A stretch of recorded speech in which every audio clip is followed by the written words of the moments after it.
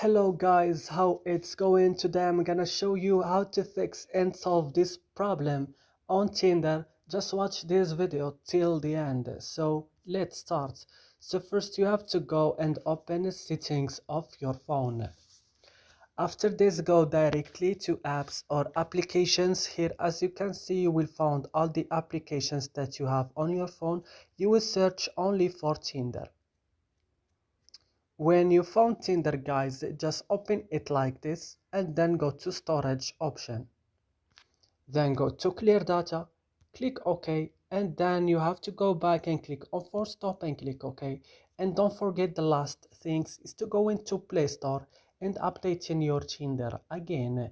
And that's it, guys. I hope this video is helpful for you. Don't forget to like, also subscribe in our channel. If you have any question, you can write it down in comments and see you in another video.